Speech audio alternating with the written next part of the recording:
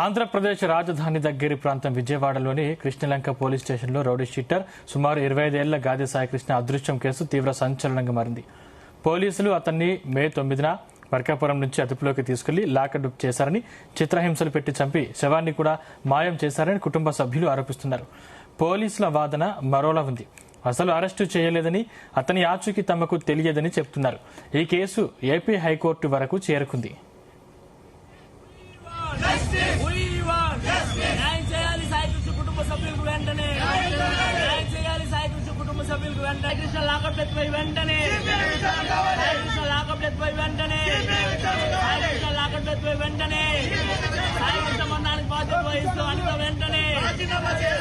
ఇదే అంశానికి సంబంధించిన మరిన్ని డీటెయిల్స్ మా ప్రతినిధి నాగేశ్వరరావు అందిస్తారు. నాగేశ్వరరావు, ఆంధ్రప్రదేశ్ లో పోలీస్ స్టేషన్ లో జరిగిన సంఘటన రాష్ట్ర వ్యాప్తంగా కూడా సంచలనం కలిగించింది. ముఖ్యంగా ఆంధ్రప్రదేశ్ రాష్ట్ర రాజధాని అమరావతిలోని విజయవాడగా కేంద్ర బిందుగా ఉంది. విజయవాడలోని కృష్ణలంక పోలీస్ స్టేషన్ లో జరిగిన ఒక ఘటన రాష్ట్ర వ్యాప్తంగా కూడా సంచలనం కలుగుతుంది. ఇటు పక్క టీడీపీ ప్రభుత్వాన్ని ఇరకాటం పెట్టే పనిలో పడిందంటూ కూడా ఎటువంటి సందేహం లేదు. అయితే ముఖ్యంగా దీని మీద పోటాపోటీన నిన్న మొన్నటి నుంచి కూడా ఇటు ప్రభుత్వం పెద్ద ఎత్తున టార్గెట్ చేస్తూ మీడియా సమావేశాల్లో ఒకసారితో ఒకటి పెట్టి ప్రభుత్వం నిరకాటంలో పరిస్థితి అయితే ఉంది. ఈ నేపథ్యంలోనే 25 ఏళ్ల గాదె సాయికృష్ణ అనే వ్యక్తి అదృష్టం కావడం పట్ల తీవ్ర సంచలనంగా మారింది. ఈ యొక్క పోలీస్ స్టేషన్ లో విజయవాడలోనే కృష్ణలంక పోలీస్ స్టేషన్ లో రౌడీ షీటర్ గా పేరొందిన సాయికృష్ణ, గాదె సాయికృష్ణ అనే వ్యక్తి అదృష్టమైన ఘటన ఈ రోజు రాష్ట్ర వ్యాప్తంగా కూడా సంచలనం కలిగిస్తుంది. రెండు పార్టీలు పోటాపోటీ మీద ఒకరి తర్వాత ఒకరు మీడియా సమావేశాలు పెట్టుకుంటే ఒక ఉన్నత స్థాయి పోలీస్ అధికారిని ప్రభుత్వం సస్పెండ్ చేసి వీఆర్కి పంపించిన పరిస్థితి అయితే కనపడతా ఉంది. ముఖ్యంగా మే 9వ తారీఖున మార్కాపురం నుంచి అదుపులోకి తీసుకువెళ్లి లాకప్ లో ఉంచారు. ఆ సమయంలో తన కుటుంబ సభ్యులు కొంతమంది స్టేషన్కి వెళ్లి ఆ వ్యక్తి గురించి గాదె సాయికృష్ణ గురించి ఆ వివరాలు అడిగినప్పుడు గాదె సాయికృష్ణని కలవాలని పోలీసు అధికారులకు చెప్పిన సమయంలో మీ కొడుకు మీకు దక్కడంటూ కూడా పోలీసు అధికారులు కొంతమంది తమకు తెలిపారంటూ తమ తల్లి కానీ కుటుంబ సభ్యులు కానీ ఆ మీడియా ముందుకు వచ్చి వాపోతున్న పరిస్థితి అయితే ఉంది. ముఖ్యంగా ఆ లాకప్ లో ఉన్న సమయంలో చిత్రహింసలకు గురి చేసి నానా రకాల ఇబ్బందులు గురి చేసి అతన్ని చంపేశారని ఆ కుటుంబ సభ్యులు ఇటు వైఎస్ఆర్సీపీ ప్రభుత్వం పెద్ద ఎత్తున ఆరోపిస్తున్న పరిస్థితి అయితే ఉంది. ముఖ్యంగా చిత్రహింసలు పెట్టిన తర్వాత అతను ఊపిరాడగా చనిపోయిన సందర్భాలు నెలకొని ఉండవచ్చని, అదే సమయంలో అతనిని అక్కడి నుంచి తీసుకువెళ్లి శవాన్ని కూడా మాయం చేశారని ఆ కుటుంబ సభ్యులు వాపోతున్నారు, వాదిస్తున్నారు, మీడియా ముందుకు వచ్చారు. ఈ నేపథ్యంలోనే దీనిని పెద్ద ఎత్తున కూడా వైఎస్ఆర్సీపీ ప్రభుత్వం దీని మీద ఆ ప్రభుత్వాన్ని ప్రశ్నలు అడుగుతున్న సందర్భాలు అయితే నెలకొంటున్న పరిస్థితి అయింది. ముఖ్యంగా ఆ పోలీసుల వాదన అయితే ఈ యొక్క కేసులో సాగుతుంది, ఉద్రిక్తంగా సాగుతుంది. రాష్ట్ర వ్యాప్తంగా కూడా ఒక టెన్షన్ వాతావరణంగా నెలకొన్న ఘటనకు సంబంధించి అయితే మొత్తానికి పోలీసులు స్పందించారు.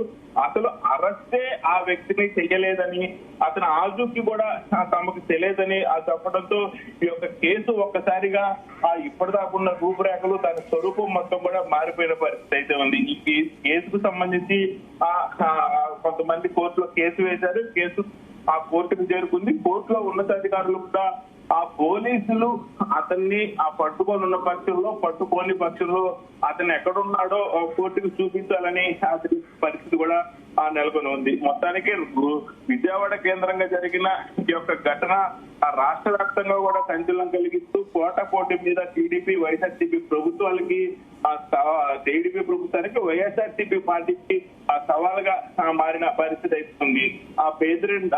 మాజీ మంత్రి వైఎస్ఆర్సీపీ నేత పేర్ని దీని మీద మీడియా సమావేశం పెట్టారు. తాడేపల్లి వైఎస్ఆర్సీపీ కేంద్ర కార్యాలయంలో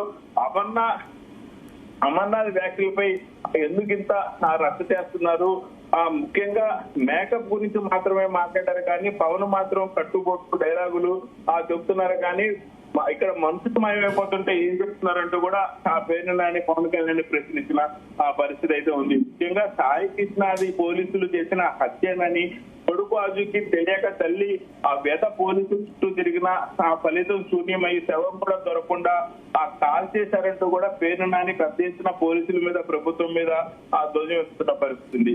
పోలీసులే చంపేస్తే ఇక కోర్టులు ఎందుకు, చనిపోయిన అంటూ కూడా చనిపోయిన సాయికృష్ణపై దుష్ప్రచారాలు ఎన్నికల్లో వాడుకుంటున్నప్పుడు ఇవన్నీ గుర్తులేదు అంటూ కూడా అడిగిన పరిస్థితి పేరు నాని. ముఖ్యంగా తెచ్చి లేదా సిబిఐ చేత ఈ యొక్క కేసు విచారణ చేయించాలంటూ కూడా పేరు నాని వైఎస్ఆర్సీపీ నాయకులు అడుగుతున్న పరిస్థితి నెలకొని ఉంది. నాగేశ్వర్, ముఖ్యంగా ఇప్పుడు అసలు సాయికృష్ణ ప్రజెంట్ ఎక్కడ ఉన్నాడు అన్న విషయం తెలిసిందా? ప్రస్తుతానికి ఇటు పక్క కుటుంబ సభ్యులు కానీ మరో పక్క వైఎస్ఆర్సీపీ పార్టీ నాయకులు గాని ఆరోపిస్తుంది ప్రధానంగా సాయికృష్ణ అనే వ్యక్తి ఒక రౌడీ షీటరుగా ఆ పేరొందిన పరిస్థితి, అతని మీద రౌడీ షీట్ కూడా ఉన్న పరిస్థితి. అయితే ఇతను కొన్ని కేసుల నిమిత్తం పారిపోయి దూరంగా ఉంటున్నాడని, దూరంగా ఉంటున్న సమయంలో అతన్ని కేసుల పని మీద విజయవాడ పోలీసులు, విజయవాడ కృష్ణ పోలీసులు అతన్ని తీసుకొని వచ్చి స్టేషన్ లో కొంత మేరకు కొడుతున్న సమయంలో ఆ స్టేషన్ లోనే కొడుతున్న సమయంలో తట్టుకోలేకపోయాడని, నా కొడుకుని చూపించమని అడిగితే ఆ బాబురావు అనే వ్యక్తి నా కొడుకుని ఎక్కడికి తీసుకెళ్లారో చెప్పాలా అంటూ కూడా కొడుకుని కొట్టి ఆ బాత్రూమ్ లో పడేశారంటూ కూడా తల్లి తను స్వయంగా చూసినట్టు ఆరోపిస్తున్న పరిస్థితి ఉంది.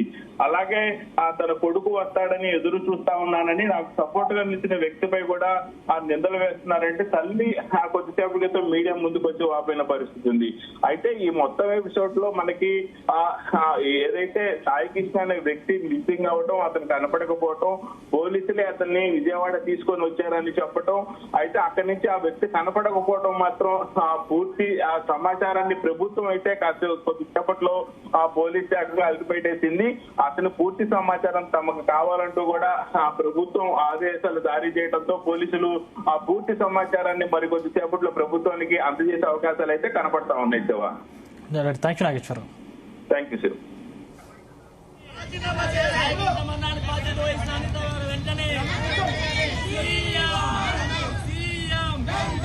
ఐటీడీపీ వాళ్ళు మా వాళ్ళే పెడతారు, జనసేన వాళ్ళు పెడతారు, వాళ్ళకి అపోజిషన్ గా వైసీపీ వాళ్ళు పెడతారు. ఇది కామన్ గా జరుగుతున్న రాజకీయం.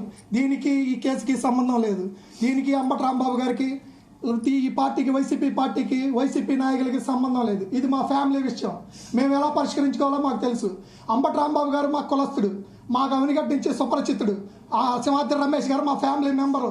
అవినాష్ గారితో కూడా మాకు సంబంధాలు ఉన్నాయి, చెన్నుపాటి సీను గారితో ఉన్నాయి, ఈ విజయవాడలో ఉన్న ప్రతి నాయకుడితో ఉన్నాయి. దీనికి రాజకీయాలకి సంబంధం లేదు. తల్లికి అన్యాయం జరిగిందంటే రాజకీయాలు ఎందుకు తీసుకొస్తారు? తల్లికి అన్యాయం జరిగిందంటే ఇవన్నీ ఎందుకు తెస్తారు? ఒక ఆడబిడ్డ ఏడుస్తుంటే కన్నీళ్లు కరగలేని మనుషులు కూడా ఒక రాజకీయ నాయకులేనా? దీనికి పార్టీలకి ఏంటి సంబంధం? మీరు నిజంగా నిజాయితీ పరులైతే స్టేషన్ మీద మీరు విచారణ జరిపించండి, సిట్ చేత విచారణ చేపించండి, సిబిఐ చేత విచారణ చేపించండి. నిందితులను బయటకు తీసుకొచ్చి 302 కేసు కట్టి మా వాడు దుర్మార్గుడు అన్నారు కదా, ఇప్పుడు సిఐ ఏంటి? గాంధీ మహాత్ముడా? సిఐ మంచివాడా? కుటుంబ సభ్యులకు వెంటనే